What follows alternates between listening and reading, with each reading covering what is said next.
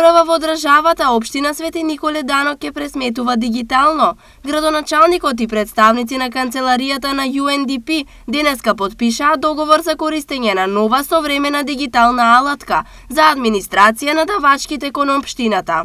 Општина Свети Николе е прва општина во Република Македонија во кој што се инсталира ваков модерен софтвер со кој што ќе се овозможи и на вработените во општина Свети Николе на полесен и поедноставен начин да ги прибираат податоците за одоночување на физичките и правните лица во општина Свети Николе, како и сите други даноци што ги наплаќа нашата општина. Претходно е направено целосно ажурирање на базата на податоци. Ја обновивме базата на општината во делот на недвижностите, односно голем број на недвижности кои општината ги немаше во својата база.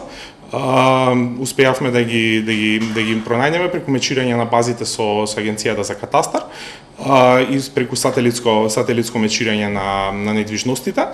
Со тоа не само што целиот опфат на општината ќе биде покриен и сите недвижности се веќе во базата, тоа ќе овозможни на општината да собере дополнителни приходи. Веќе од наредната година давачките кон општината ќе можат да се плаќаат и од далечина.